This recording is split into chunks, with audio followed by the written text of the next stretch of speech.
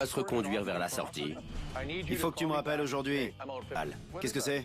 C'est un sidecar BMW.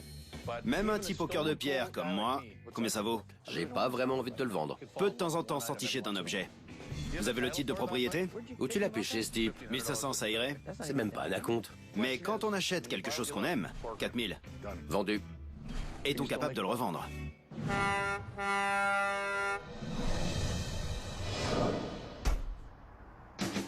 Je suis parti pour affaires en Californie. J'ai acheté cette moto sur un coup de tête. Venez m'aider les gars, matez-moi ça. Ça fait plus d'un mois et demi que je l'attends. Mon bébé vient d'arriver.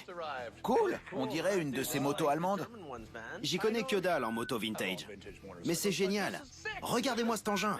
Je monte à droite, je suis le bras droit. C'est une véritable bombe. T'as payé combien pour ça? Je sais pas, j'ai dû débourser dans les 5000 $, un peu au-dessus de 5000. J'ai payé 4000 pour la moto, 1500 pour le transport. Mais vous avez vu cette beauté? C'est dingue. Il dit que ça date de la Seconde Guerre mondiale. C'est tout, Jeff. Toujours en train d'exagérer. Donc cette moto de guerre n'est peut-être qu'une motocross.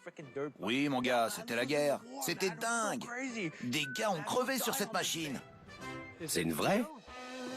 Bien sûr. Elle vient d'un musée, elle date de 1938. J'ai les papiers. J'ai décroché le jackpot.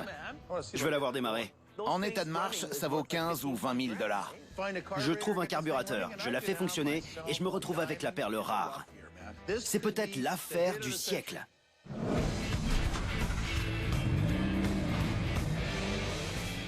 Je vais retrouver Rick, un collectionneur. Quand on traite avec un collectionneur, on est à leur merci. Ce sont eux qui vont vous dire ce que vaut votre article. Je suis toujours excité quand je vais chez lui. Je retombe en enfance. Il a toujours des trucs incroyables. Salut Jeff, ça va? Bien et toi? T'es venu avec du blé? J'ai la chance de gagner ma vie en tant qu'expert en antiquité. Le côté négatif, c'est que je vois des tas d'articles. La frontière est mince entre celui qui amasse et celui qui collectionne. Je t'ai organisé un vide-grenier. On peut dire que Jeff me sert de poubelle. C'est un authentique distributeur de sirop. Les pompes sont d'origine. Je lui refile tout ce dont je ne veux plus. Ce serait idiot de ne pas l'acheter pour 200 $. Et bien sûr, pas question de marchander. Ce type connaît toutes les combines. Pas de marchandage? Pas aujourd'hui. J'en avais envie. Je l'ai vu dans tes yeux. Il va falloir que j'y aille vraiment en douceur. Lui faire croire que je n'en veux pas. Tu discutes pas les prix indiqués aujourd'hui. T'es malade? Aucune blague? C'est plutôt agréable. Impassible. Le plus grand distributeur de chewing-gum jamais vendu. Ne dites rien à Rick, mais je veux ce distributeur. 400. 750. 400? T'es en train de m'insulter, Jeff. Mais non! Tu veux que je te fasse reconduire vers la sortie? Je vais faire mon possible pour bousculer son jeu, même s'il a déjà largement tout anticipé. Combien pour les trois? Les 3 pour 500. Et celle-ci? 200 $. Disons 500 $ pour ça et le distributeur? Non, non, non. Attends, une seconde. On va y arriver. Attends. Ce truc-là, combien ça coûte? Tu essaies de me faire le coup de... Tu sais, on dirait une arnaque de forain avec les gobelets et la bille. C'est pas sérieux. C'est divertissant, mais faut rester sur ses gardes. Bon, très bien, je vais te faire plaisir. 600 $. Ça marche. J'ai acheté le plus grand distributeur de chewing-gum au monde. Marché suivant. Ce truc, combien t'as dit? 100 $, ça te va? Parfait. Le problème, c'est que je suis déjà à sa merci. Il est dans son élément. T'avais dit 200 pour ça ou je me gourre? Non, c'est bien ça. C'est lui qui dirige. Super, bonne journée. Une dernière chose avant de se serrer la main. Non, on arrête les frais. Faut que tu vois ma machine à popcorn des années 1950. Tu peux voir que c'est nickel. Ça tombe direct dans le bac en bas. Le popcorn date aussi des années 1950. On n'oublie pas, impassible. Ça fait 6 ans que j'ai cette machine. Le popcorn y était déjà. Combien t'en veux? Dans les 2500 $. C'est ce que ça vaut. Non, 500. Jeff, viens voir. Regarde ça. Regarde cette réclame. Je crois que je m'en tire bien. C'était vraiment immonde ce popcorn. Ok, 800 $. 700. 800 et tu te casses. Bien. C'est ce qu'il fallait faire. Rick m'a dit de me tirer et je lui ai filé 800 $ pour la machine à popcorn. Si j'étais resté plus longtemps, Dieu sait ce que j'aurais pu acheter. 800 $. Cause toujours, 700. 800. À bientôt, salut. Je sais pas, mais il prend son air de chien battu. Ne cède pas de m'avoir. Il sait manipuler son monde. 700, je t'ai eu, bye. 800. Salut. Non, 800. Bonne journée.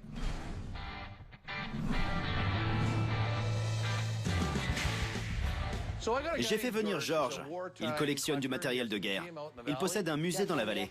Jeff m'a appelé et m'a dit « Tu voudrais bien venir faire l'estimation d'un sidecar ?» Il pense que ça date de 39-45, alors je vais voir. George s'y connaît bien mieux que moi. J'espère qu'il aura une bonne nouvelle à m'annoncer. Comment tu vas? Bien, et toi? Bien. J'ai acheté ça aux États-Unis, comme tu vois. Ouais. Un superbe engin. Je le trouve magnifique. J'ai les papiers d'origine, j'en sais pas plus. Je déteste voir les gens acheter des contrefaçons. Ce genre d'acquisition est risqué. Les papiers indiquent quoi? C'est écrit 1938. Les contrefaçons sont réussies. On les arrange un peu, on les repeint. Elles sont difficiles à repérer. Il manque les carburateurs, je crois. Oui, il manque pas mal de pièces. Aucune chance qu'elles soient d'époque. C'est comme gagner au loto. Tu en sais davantage sur la moto? Non, rien de plus.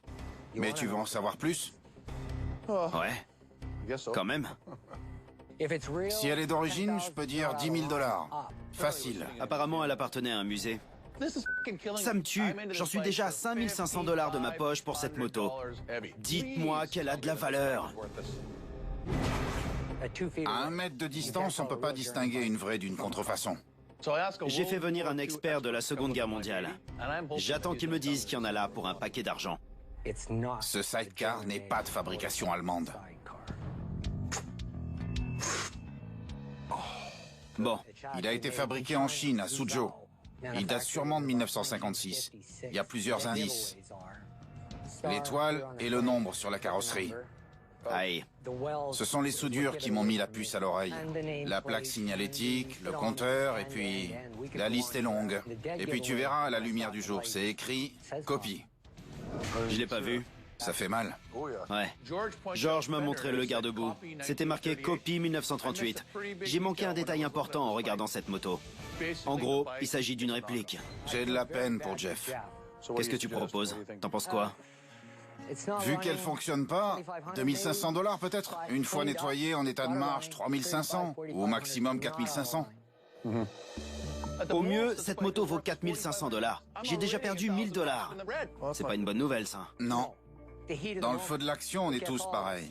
Je vous dis pas l'argent que j'ai pu perdre. C'est une offrande au saint patron des collectionneurs. La vie continue. La vie continue. C'est moche. Mais je peux pas abandonner. Je dois pouvoir tourner ça à mon avantage. Je vais voir Tom. Il possède un dragster qu'il m'avait montré l'an dernier. Fais un effort, prends-le à 15 000. Cet engin me plaît. Mais mon dernier achat coup de cœur n'a pas été une réussite. Mon garage préféré. Salut, grand. Tu vas bien? Je la nettoie pour toi, t'es venu avec du blé?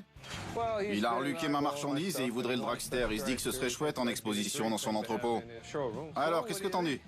C'est terrible. J'y connais rien au dragster. Ce dragster de 1968 a le moteur à l'avant. Cet engin, crois-le ou non, a dû atteindre les 370 à l'heure. Ouais, il me faut un dragster. Ça doit drôlement secouer. Tout fonctionne, l'allumage, la pompe, le parachute. Si je tire, le parachute s'ouvre? Non, il y a une sécurité pour les types dans ton genre. Je l'aime bien, mais je dois m'en séparer. Si je mettais ça dans l'entrepôt, ça aurait vraiment l'air cool. Absolument. Tom me tient à sa merci. Je sais pas combien vaut ce machin. Si tu devais le vendre en pièces détachées, il y en aurait pour combien? 8 ou 9 000. Ils en veulent tous un prix élevé. Ce véhicule, c'est l'équivalent d'un moteur 700 ou 800 chevaux. Il sait pas du tout de quoi je parle, mais il sait percevoir la valeur potentielle de l'objet. Alors combien t'en veux? Comme je te l'ai dit, il y en a pour 9 000 $ de matériel. Je sais combien ça vaut en pièces détachées. Il est vraiment super. Ouais, t'appuies pas dessus. C'est comme ça te plaît pas, tu t'en vas. Si je t'en offre 4 000, tu te sens insulté? Non, pas du tout, mais tu m'agaces. Disons 5 000. Et si on allait jusqu'à 6 000? On peut pas tromper quelqu'un qui en sait plus que vous sur la marchandise. Tom a la main mise. Voilà ma proposition. Je l'expose chez moi, je te paie rien, je t'assure un minimum garanti de 5 000. Je trouve un acheteur et on partage les bénéfices. Je le vends 10 000 $, je récupère 2 500 $ et Tom 7 500 $. Oui, ça me convient. Super. M'oblige pas à débarquer, hein. Je repars avec un dragster. Une vraie beauté pour pas un rond. Sans un seul effort. Regardez, je lui fais gagner de la place. Oui, c'est toi le meilleur.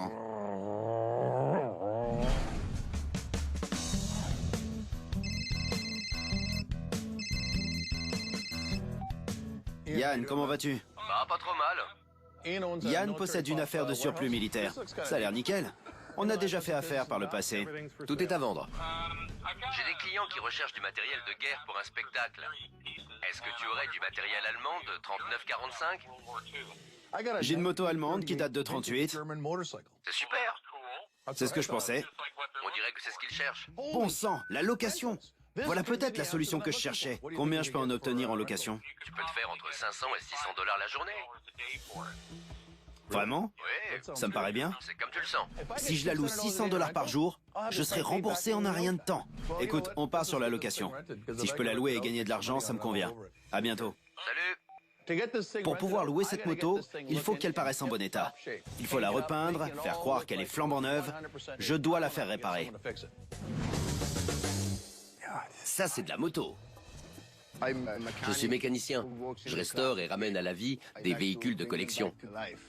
Salut Ali, comment vas-tu? Salut Jeff, ça va? Ouais, bien. Content de te voir. J'ai eu des avis très partagés sur cette moto. La plaque indique 1938. J'ai fait venir quelqu'un qui me dit qu'elle n'est pas d'époque. J'en suis à me demander si c'est pas un gouffre financier. Ce serait super de pouvoir la refaire fonctionner. D'accord? T'en penses quoi? Moi, je sais plus. Je peux te dire que la carrosserie est d'origine, de 1938. Quoi? Faut m'en dire plus? Si tu jettes un œil ici, à la carrosserie, Ouais, il y a 2 trous, tu vois? ouais. Ces 2 trous sur la plaque, le nombre qui est inscrit, c'est 1938. La carrosserie est d'origine. Il faut jamais désespérer. C'est d'origine, c'est d'origine, c'est d'origine. On a là une bonne base de travail. Ce bidon date de 1938 et il vient d'Allemagne. Il y a un bon potentiel. Si elle fonctionne, il peut la vendre entre 6500 et 10 000. Combien ça me coûterait? Ça va te coûter entre 1000 et 2200 dollars. Cette moto m'a déjà coûté 5500 dollars. Mais ça sert à rien de se lamenter. Il faut faire table rase du passé et aller de l'avant. J'en ai déjà trop fait pour m'arrêter en cours de route. À 600 dollars par jour, ça vaut le coup d'investir encore un peu d'argent. Si j'arrive à la louer 30 jours, ça me fera 18 000 dollars. T'auras le sourire jusqu'aux oreilles. Ok, je te la fais livrer, y a aucun problème. Ali me semble être quelqu'un de consciencieux. Il va réparer cette moto parce qu'il se sent concerné. Super, merci beaucoup. C'était un plaisir. La moto sera parfaite. Pas une tache, pas une éraflure. Passe une bonne journée. Salut. Merci, à bientôt. Elle démarrera au quart de tour. J'ai acheté tout un tas de trucs que j'adore. Le plus grand distributeur de chewing-gum au monde. Un distributeur à boissons. Regarde la réclame. L'entrepôt est maintenant sur le point d'exploser. La solution, se mettre à vendre. Ce distributeur vous intéresse? C'est une pièce rare. Lequel des deux vous aimez? Le plus petit. Enfin, ça se met à bouger. C'est à quel prix? C'est un article plutôt rare. Prix plancher sans discussion, 1200 dollars. Merci. Super. Celle-là à 150 et celle-là à 80. Vendu. Vendu. 325 et 250, d'accord? Voilà comment on vend ces saletés. On vend pas pour 100 dollars. Qui vend pour 100 dollars? La ferme. Et j'ai aussi un super dragster en consignation. Merci de laisser un message. Salut Ali, c'est Jeff à l'appareil. Écoute, je viens d'avoir mon ami qui loue des accessoires. J'ai besoin de savoir où t'en es avec la moto. J'ai confié la moto à Ali. Je sais pas où il en est. Il répond pas au téléphone. Écoute, si t'arrives pas à me joindre sur mon portable, tu peux me rappeler sur mon fixe. Ça devient très frustrant. Je téléphone, j'écris des mails, des textos. Intoxication alimentaire? J'y crois pas. Aujourd'hui, c'est l'intoxication alimentaire. Et demain, ce sera quoi? Salut Ali, c'est Jeff de Direct Liquidation. Dis-moi, t'en es où avec ma moto? Ali a disparu des écrans radars depuis près de 3 semaines. Je commence à être à cran. J'ai besoin de savoir où t'en es. Ça devient assez urgent. Le spectacle va se faire sans moi. Où est Ali? Il faut que tu me rappelles aujourd'hui. J'ai besoin de ma moto, c'est compris? Ce crétin d'Ali a disparu de la circulation. Tu me coûtes de l'argent, alors rappelle-moi, bordel. J'ai perdu 5500 dollars et une moto. Je veux récupérer ma moto et je la veux maintenant. T'as compris, espèce de crétin? Je veux récupérer ma moto.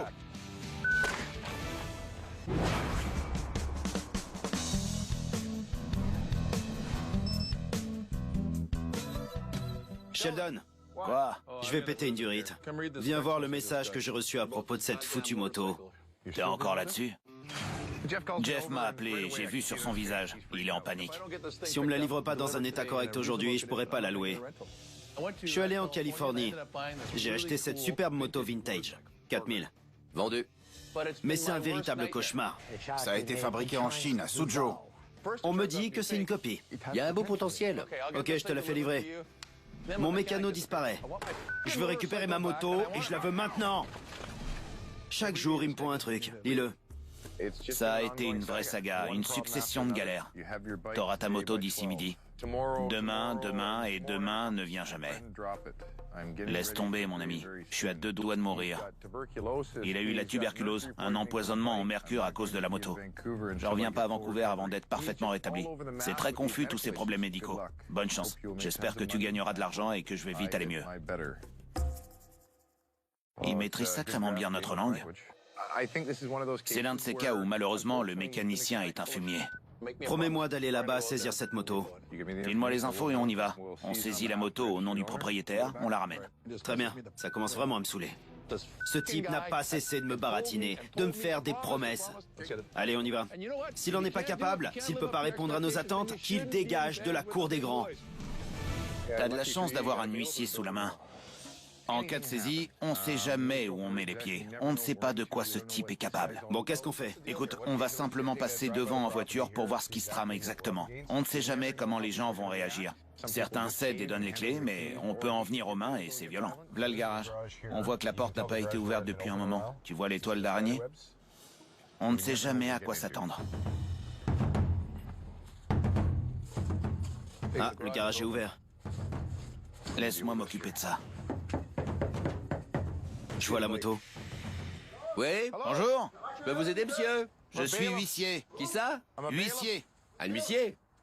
Je suis là pour une histoire de sidecar. Il me voit, me demande qui je suis. Attendez, non, non. Oh, écoutez-moi, que la situation soit bien claire. Je lui dis qui je suis. J'ai vu vos mails, vos messages. Vous êtes censé être au Texas avec des problèmes de santé. J'étais au Texas. D'accord, mais pourquoi ne pas nous avoir recontactés? Il aperçoit Jeff. Ça va saigner. T'as pas compris? Non, je comprends pas. C'est pas une blague? Ouais, je sais. Jeff, viens ici. Hé, tout le monde se calme. Quand on fait appel à un bricoleur, je ne dis pas qu'ils sont tous mauvais, mais on comprend vite pourquoi ils ne travaillent pas dans un vrai garage. Écoutez, je suis là pour récupérer ma moto. J'ai bossé 4 jours dessus. Vous et moi, ok, sortez-la. Il est incohérent, on l'a coincé. Il m'a dit qu'il était au Texas, il y est pas. On va essayer de faire venir une dépanneuse. Je veux la récupérer, point barre. Je vais appeler la police maintenant. Allez-y. Je voulais y aller en douceur, mais lui n'accepte pas. Il cherche la bagarre.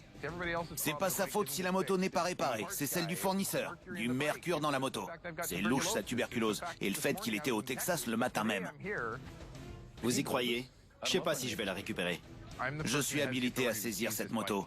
S'il veut pas m'écouter, je vais l'obliger à m'écouter. C'est faux, c'est impossible. Avant que j'entre ici, vous étiez juste là. Me parlez pas sur ce ton. Vous vous cachiez dans ce coin-là. Vous essayez de me la faire à l'envers. Arrêtez vos salades, c'est tout. Faut peut-être appeler les flics. C'est entre lui et nous, c'est ma moto. Il est sorti et il a dit « Faites ce que vous voulez. Prenez la moto, je m'en fiche. » Adieu Ali, longue vie à toi. Retourne au Texas. J'ai eu affaire à beaucoup de mécanos, mais lui, il est de la pire espèce. Il n'y a pas touché du tout. Elle est même en moins bon état. Ouais, Je suis désolé. enfin je l'ai récupéré. Eh ben voilà une leçon. Une leçon qui fait mal.